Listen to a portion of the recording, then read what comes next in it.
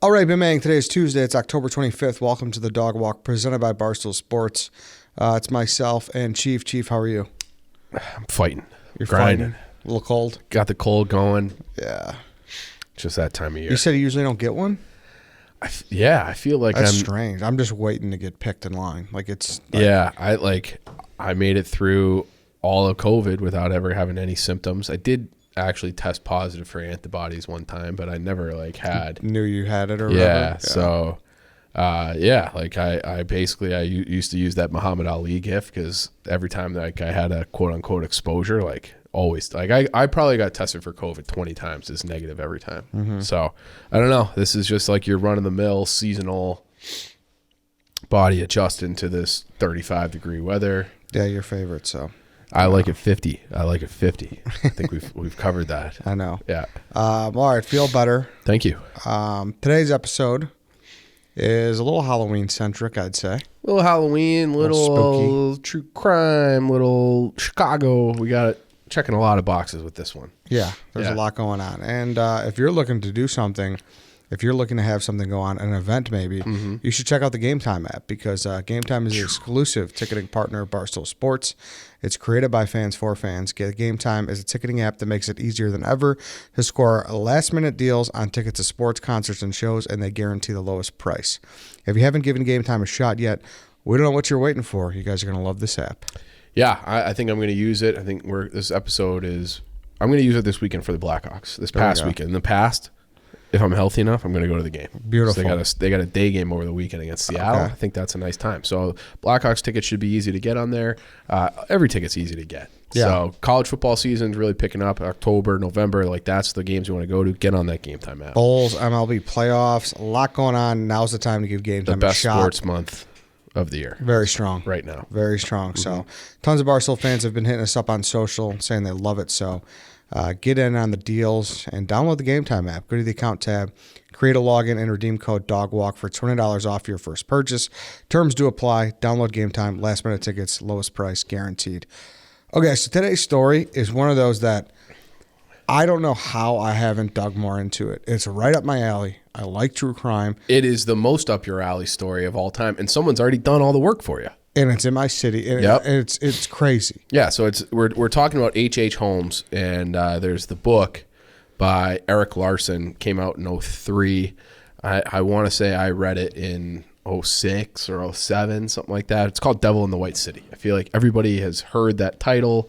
It was one of those books that was just in the culture. Oh, have you read Devil in the White City? So much, dude. I feel like you always see that on someone's desk, and you go by Big and time. what are you reading? Devil in the White City? Yeah, it was big time. What was that? Da Vinci Code was kind of it was not quite to that level, but it was a book that everybody was at least aware of because so many people read it. Yeah. So if you're like me and have been living under a rock and just somehow never got into it, even though it's legitimately it cannot be more tailor-made to me. Well, you're waiting for the screenplay to come out. Yeah. Well, it is coming out, right, with Leo. And, I don't know. Yeah, okay. It's on hold. It's been back and forth for a while. Forever. Right? So Leo bought the rights to do the adaptation in 2010. Okay, 2010, Leo bought it. In 2015, and he was going to make it into a movie at that point. In 2015, he got Martin Scorsese attached as the director. They got all the screenplay guys. Then in 2019, they decided to change it to a series, and they sold it to Hulu. And fast forward to just last week, it was going to be Leo starring as H.H. Holmes and Keanu Reeves starring as, I think, Daniel Burnham, who was an architect going around in Chicago during the World's Fair in 1893. And Keanu Reeves, I think it was just maybe 2 weeks ago now, dropped out of the project. So that's a shame. So wherever they were, and it's obviously got to have big money if it's Scorsese, Leo, Keanu Reeves. Doing TV. Has Leo done TV since fucking Growing Pains? Not that I can think of. But, this could be Hulu did Dope Sick, where they had a monster cast in that with Michael Keaton. And, so I think Hulu kind of, they will spend. And they also, have you seen that show, speaking of murderers, The Patient? Have you been watching that? No. Steve Carell plays like this. I heard it's strong though. It's good. Yeah. It's good. I think I'm like 6 or 7 episodes in now. It's good. But that's like another one where Hulu, like, they will clearly pay for big time actors to do TV things. And Leo this is if you've owned something for 12 years, you know, I don't even like he might just be trying to get his money back on that thing at this point. So, very, very interesting that they haven't been able to get that done. And it is, like you said, it gets centered around the Chicago's World Fair. Okay, that was 1893, and it was they did it that year. It was the 400th anniversary of Columbus coming to America. Okay, so that's why it was in 1893. And I don't know, like, I feel like the World's Fair, like, they just don't have them anymore, or maybe they do and I'm just not aware. But it back in the day, it used to be a huge deal. Listen to these things that came out of the one in Chicago. Okay, Cracker Jacks. Oh, okay. All right. They made their debut there. Aunt Jemima. Aunt Jemima. Aunt Jemima. No longer. Yeah, no longer. Is it no longer? Yeah, it's Pearl Milling Company. Syrup now. That's a shame. Iconic. But their original pancake mix came out. The Aunt Jemima pancake mix at the World's Fair. How about this one? Something that has truly changed the world. The zipper. Like, you zip up your pants, you zip up your jacket. No zippers existed until the Chicago World Fair in 1893. Really? Everybody was going over the fence when they had to piss? Over the fence. Maybe they had a button fly, something like that. But they had no zippers anywhere until 1893. And you look at the picture of it, it looks like actual, like, fucking teeth instead of what we have now. And they called it something else. I can't remember exactly what the name was, but that came out in the World's Fair. And it wasn't really, like, commercialized for another 20 years. But, like, the zipper. That's like, you want to talk about the list of, like, great inventions that people take for granted. The zipper has to be up there. The zipper is huge. Monster. Zipper big. The Ferris wheel. So, you know, we got the Navy Pier Ferris wheel, the first ever Ferris wheel anywhere in the world. It was actually named for a guy named, his last name was Ferris. I did know this, actually. Yeah. So you think of all the Ferris, like the big one in London, it's like an iconic thing. No Ferris wheels existed until 1893. So came out in Chicago. Juicy fruit, Wrigley gum. Okay. Wrigley gum, historically, before that, they had been selling like soap and baking soda and things like that. And then they started making chewing gum as like a promotional thing for their baking soda. I don't know how that makes sense. And the gum got so popular that they're just like, fuck everything else we were doing. We're going to be gum guys. Okay. And they just pivoted to gum. And they built an empire on gum. Good pivot. That's like reading the market. Be like, no one fucking cares about our soap and baking soda. Let's just do gum. And gum plays. Pabst beer. PBRs. You know, the beer, the BR stands for Blue Ribbon. Yeah. That Blue Ribbon was awarded at the Chicago World's Fair. So they were just Pabst Brewing or whatever before. That blue ribbon you see on the can for like 150 years since, that just came from we won one time in 1893. We were the best beer in the world in 1893. They've been living on that ever since. Damn, Pabst old as hell. Old as fucking hell. Yeah, we talk about Miller Lite. Miller Lite obviously surpassed them. Technology must got better. The craftsmanship got better. 1974? 73 Miller Lite. But before that, it was PBR. We're doing their thing. And then talk about just living in the past. Like, win a second blue ribbon one time, PBR, but that's what they did. 75, but 75. That's one thing I should just know. See, I got sick brain. The first ever dishwasher was debuted at the Chicago World's Fair. Another invention think about all the time you save for just not having to do dishes. Earlier than I thought, to be honest with you. Yeah. I figured the dishwasher would come later than that. And I read the story about it because I'm like, because I had a kind of a similar thought. I read the story. I was like, it must have been like some like restaurateur or somebody who was doing things. It was not. It was like this wealthy lady, and she had this like unbelievable collection of fine china that she would have these dinner parties and then give it to her servants to wash. And they were always chipping it. So she's like, these fucking servants, they suck at washing dishes. I'm just going to invent a machine where you put them in and they get washed on their own so we don't have to have these idiot servants chipping all my dishes. And that's where it came from. Spray paint. No one had spray paint before. So before that, and this came out of like a necessity for the World's Fair. The guy Burnham, he was like in charge of like putting together this whole project, and Burnham was arguing with this guy who was like, his title was like head of color, and he was like trying to paint all these. He's like, we don't have time.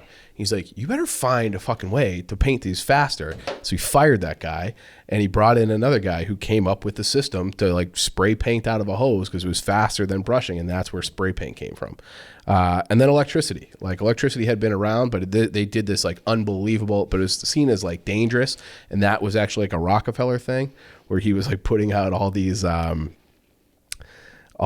propaganda in the newspapers being like, don't get rid of your kerosene, your lamps, your lanterns for your house, because if you go to electricity, you will go up in flames and everybody will die and your whole building will die. And he was like putting out all these stories about electrical fires. And so they did this massive light display, light bulbs, and like Westinghouse was there, all these different like big JP Morgan, all these people who are big into electricity put on this huge display, and everyone's like, that's actually awesome. We should have that everywhere. And all of those things came out in addition to what is thought to be America's first true serial killer, which is H.H. Holmes. So that's kind of the devil in the White City. You have like this massive World's Fair project. Meanwhile, you got this serial killer psychopath on the loose in the streets. Mm-hmm. And that's H.H. Holmes, and that's who we're talking about today. And that's the foundation of the book for Devil in the White City. Damn, man, they were moving and shaking in the 1800s a little bit. Fuck yeah. A lot more than I thought they were. I mean, that was, probably still considered, the Industrial Revolution, maybe like the height of it, where people are like, we can invent anything. Yeah. We got electricity, we got steam power engines, we can mine and craft metals, like we can do whatever the fuck we want. Just because somebody was like, how do we get seeds out of this cotton gin, or out of this cotton? We better invent a machine for that. And then that sparked, let's just have machines do everything. Yeah, let's make it all. Yeah, and now we're going to do this with AI and just be like, humans are irrelevant. Yeah. Totally irrelevant. Yeah, we're all fucked. So this H.H. Holmes guy, though, bad fucking dude, as you can imagine. Born in New Hampshire, nondescript childhood, like nothing, too normal, seemingly normal parents, ordinary upbringing. He was born under a different name. His name was Herman Mudgett, which is kind of a tough name, but Herman Mudgett was his name. And, you talk about like pivotal, and he wrote his own autobiography after getting caught. Okay. So there's this story that gets detailed, is that these two older bullies, when he was 13, grab him and drag him to this doctor's office. And they're like trying to freak him out, because supposedly the story was that this guy had like fucking skeletons, like literal skeletons in his closet. So they open up the closet. They're trying to scare the shit out of young Herman here. Open up the closet. They show him these human remains. And he's just like, oh, sweet. Like the reaction was not what those kids were intending, and probably not something that he was intending either. But he was just like not totally unbothered, more fascinated than frightened. Mm-hmm. And that was like, supposedly a pivotal moment in his life. And so he just goes along. He is in school, whatever, 17. He meets this girl, Clara, and he's like, I fucking love this girl. And so I think she was like the preacher's daughter or something like that. And he was at a church event, and he saw Clara flirting with some other guy. He walks over and just like starts like screaming at the guy, tells him to like fuck off, and he grabs Clara and he goes, you're coming with me. And they get married. Okay, so they get engaged like kind of right away. They get married. They have a baby, and he's kind of like a deadbeat though. Okay, Herman, he's just kind of a deadbeat. Like, he doesn't know what he's doing with his life. He gets his father-in-law gets him a job at a grocery store which belonged to his wife's uncle, and so he starts working there. But he's moved out of he's living with his in-laws, and they have this baby, and he's just like kind of miserable. And he goes, like, my passion is medicine. I'm gonna go back to that original doctor, and he took up an apprenticeship. So he's working with that doctor, and he's like doing, he's got a drugstore. He's like a doctor in like a small doctor in a small town in New Hampshire. And eventually he takes that a year later, after a year of working as an apprentice, he goes to, somehow he gets into medical school in Burlington, Vermont. Now, I don't know if that was University of Vermont, if that was even a thing, but there was a medical school in Vermont, in Burlington, Vermont, and he starts going to school there. He leaves his wife and kid behind, and he's like, I'm going to medical school. And they're like, all right, fine. So he's going along in medical school, and he's just acting as if he's single, out of sight, out of mind, not married. He is a philandering hoe. Like, he's just fucking everything, including his landlord's daughter. So, and it was like, he started telling people, people, they could hear them like fucking, is supposedly the story. That people are like, oh, they must have got married or they're engaged, but it was like, nah, he's already married. So his roommate tells the landlord, like, hey, like, I know my guy, Herman. Herman's got a wife. And so he beats the shit out of the roommate. He has to relocate. Then he's still in medical school, and the landlord's wife is like, what the fuck is that smell? What is that smell coming out of Herman's room? So and it's more of like a dorm room type of situation. So they open up the door, they go in there, they're looking around, sniffing. What is that smell? They look under his bed. Dead baby. Just got a dead baby underneath his bed. No shit. What do you think they did, Ed, about that dead baby? I mean, considering that I know he moves on to Chicago, they probably just swept it up and kept it moving along. They were just like, don't do that again. Like, you can't have, he was like, oh, it was my homework. I had to bring this dead baby home to dissect it. No other questions asked. Fine, but just, we have a policy, I guess, starting now, no fucking dead babies being stored underneath your bed. But he's like, all right, fine. So then he parlays that time at the Vermont Medical School and gets into University of Michigan's med school. So he moves to Ann Arbor. He brings the wife, the original wife, and the baby with him to Ann Arbor, but she leaves shortly, and like there are reports that he was very violent towards that wife, that original wife, Clara. So after a period, I think it was like 6 months or something like that, she grabs her baby and just moves back with her parents, like never sees him again. And that was the story. Okay, so now time goes on, and everybody leaves for spring break. So he's in similar situation, another dorm room. People come back, they look in his room because, once again, he's got another fucking dead baby underneath his bed. And it was like, and he's same excuse. It's homework. No one's asked, whose fucking baby? Where did you get a dead baby? Whose baby is that? Why are you keeping it in your fucking room? Well, I don't know. Dead baby. And they're just like, all right, well, don't do that again. And that... Same story. With Same all these story. guys, yeah. Like it's not even pre-crime. It's just like straight up crime. Yeah. What? Like, I don't know how anybody ever got caught for anything back in the day, because we got a 2-time dead baby guy.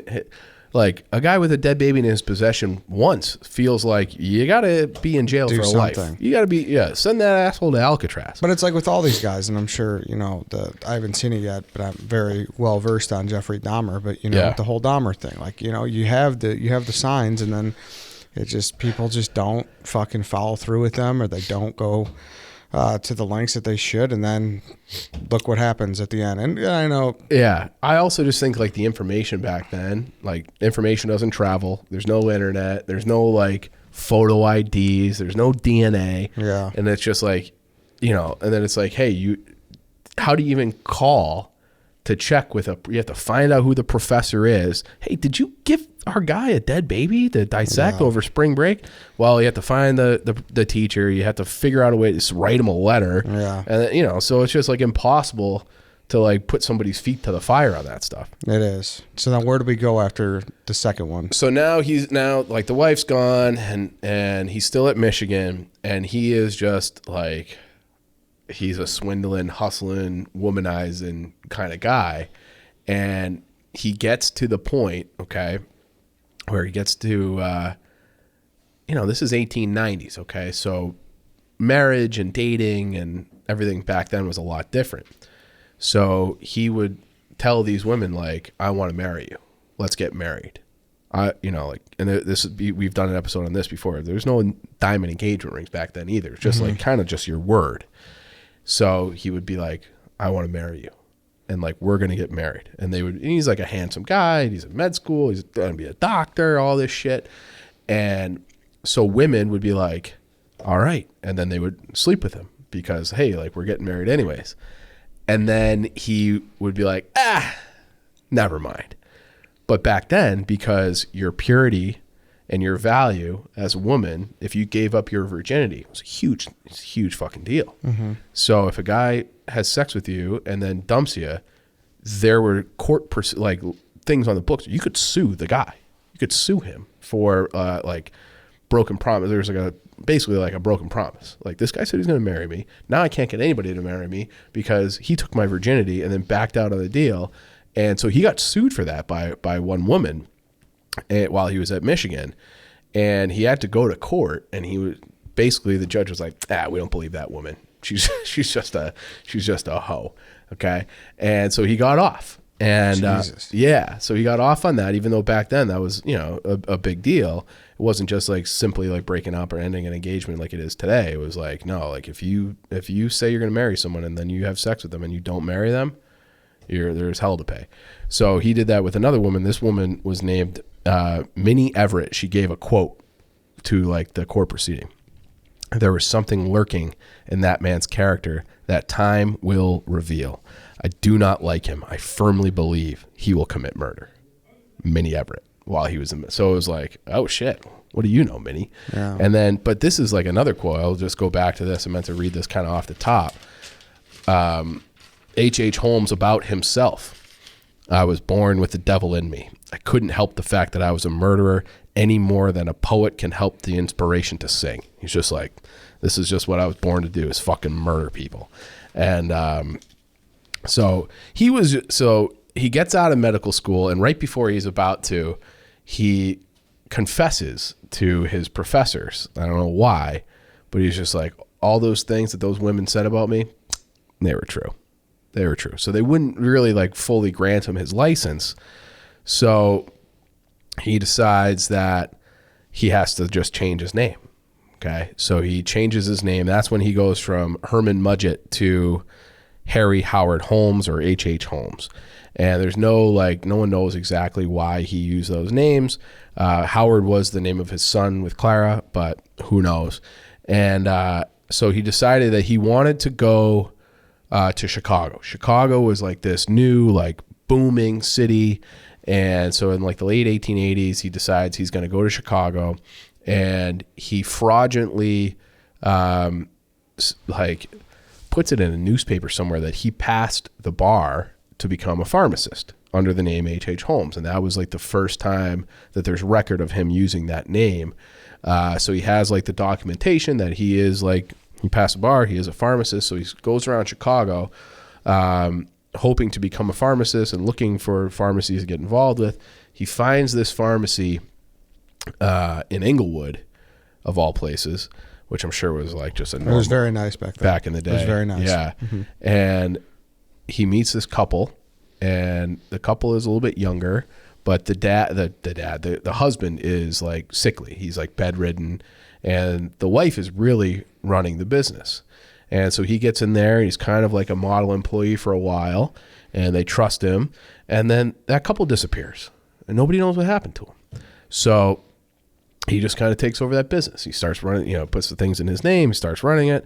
And I should say that he also, one of the ways he was able to fund going to Chicago is that he married another woman who all official reports claim that she was plain looking or ordinary looking, which I think is a nice historical way to say she was just ugly, but she had a lot of money. She had a lot of money from her parents, and they gave him a ton of money. And so he bought like land down the street in Inglewood where he would he built a building, a 2-story building that was second level was residence, but it had like all sorts of weird shit. It had like trap doors, and it had like just crazy shit. And he was always committing fraud. And the first level was like commercial. And so he was just always doing like shady shit, being like, yeah, like I will, he would buy things on credit and then take the raw materials and then sell sell the items for cash. Like he's going to buy this lamp for his office. Yeah, like I'll get it on credit. You give me the lamp, I'll pay you back. Then he would take the lamp, sell it to somebody else, and just have the cash and never pay the creditors. And it would be like in his wife's name or his mother-in-law's name or this person's name or that. It was never like in his name. So they would come knocking and be like, hey, like we need our shit back. And he's like, I don't know what to tell you. It's not me. You're talking to the wrong guy. You got to talk to this woman my mother-in-law who lives in Minneapolis. So as time, like there's no phone systems are unreliable. It's not like just sending a text or an email. It's like you're just on a goose chase for months. There's a story of him where he bought this like huge, elaborate safe that he put in his building. And the building, so the people come to like repossess this safe. But he had built like this infrastructure, these walls, and like turned the safe into like a room. So like on purpose, because he knew the creditors and the repo guys would come. He's like, all right, you can take the safe back, but you do not damage the building. It's like, if you damage the building, we're going to have to go to court. I'm going to sue you. The building's worth more than the safe, which it definitely wasn't, but that's what he would argue. And they would try to like, fuck you. All right, you keep the safe. We can't get it out of here without having to tear down a wall. So you win this one. And he was always doing things like that. And so he's running this business, and he's actually like doing sort of well with the pharmacy. And he brings in this young couple to help him, and he eventually sells the business, but they're kind of involved in running it. And he's like, I'm going to focus on real estate, because now like Chicago, like I said, it's booming. They have the World's Fair coming. There's a ton of buzz. And he decides to, he's like, I'm going to get in this thing called glass bending. So I have to get this industrial size furnace. And he puts it in the basement of that house. And then he kept hiring all these different people and a lot of young women who were coming to the city. And then like everybody who was like, oh, what happened to Anne? I don't know. She just left one day. And it was like, well, okay, that's the end of Anne. Like maybe she went to San Francisco. No one will ever, who knows? She could be on the Oregon Trail for all we know. And he was just burning them, just cremating them in his glass bending furnace in his basement. And they had that other couple. He cucks the guy. Okay. He and takes out all this debt in her name, and same thing.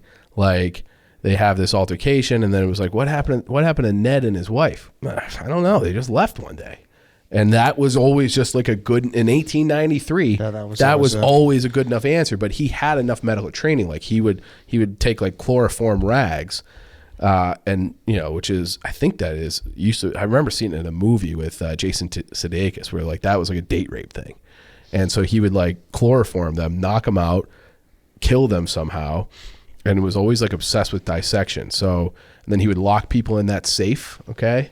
And he would like have people, he would test it, be like, hey, why don't you like janitor get in the safe and scream as loud as you can. I just want to see if I can hear you. And the janitor would be like, all right. And nope, can't hear you. So then he would lock people and like make them suffocate in there and then remove their body somehow. So he was murdering, who knows, like dozens of people. Yeah. And because of the time and because of he was so good at like lying and being fraudulent that he was just always getting away. And, and he ran in kind of bad crowds. And then eventually with the World's Fair coming, he goes, you know what I'm going to do?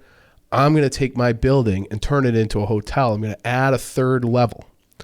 So he takes out all this, basically he gets a new line of credit because now the property is more valuable because it's got to have a third floor. It has a hotel. Takes out an insurance policy, lights the place on fire, takes the bag. Okay, so that was like, it was insurance fraud. Okay, but he got the big money because it's not just a 2-story building. It's a 3-story building, even though it was never built, and it's a hotel. So the hotel allowed him to do all these different things. And like he had like a lot of just like mysterious things, people dying, disappearing. He had another guy who was an investor who came in and was like confronting him. Then the guy just suddenly like dropped dead in the street in broad daylight, or dropped in the street. And then H.H. Holmes goes back and he goes, I got something. I'll come help you. He pours some liquid into his mouth. Guy dies. So he was always just like killing these people. And then he had to leave Chicago because that insurance thing didn't go the way that he had hoped. So he had a lot of insurance companies like trying to prosecute him. So he gets out of Dodge, goes down to Texas in 1894. And then he just is like running the same scheme in a new town every place he goes. So he did it in St. Louis. He did it in Philadelphia. He had all these different people who were after him, and even Sign of the Times, there was a warrant out for his arrest for horse thief or horse theft, which was Grand Theft Auto back in the day. Like you can't steal a fucking horse, and so he finally gets arrested in Boston in 1894, November 17th, 1894. So he had been tracked there from Philadelphia by this guy, by the Pinkerton National Detective Agency. And they've been following him around, and they discover some bodies in 1895, the Chicago police did. So now they started investigating his house in Englewood, and now it's just referred to as the Murder Castle. Okay, so that's what that thing is called. And they found these people. There were 3 people missing who were I'm going to get the name wrong, Peitzel. And so he had this partner who he defrauded, maybe murdered, and he's like, I will escort, he offered to escort the wife and their 3 kids back up to Indianapolis, where he had been running another grift. And on the way, same thing. He decided, you know what? This is too risky. These people have to die. And so he murdered the 3 children and the wife. And then he finally, the way that he got arrested, he was found guilty, sentenced to death. And this is where it gets kind of a lot of the stories are it's hard to parse out what's true and what's false, because a lot of the stories come from him. Hearst newspapers paid him $7,500, which was a lot back then, for basically his story and his autobiography, and he gave it to him, and that's where this all kind of came out.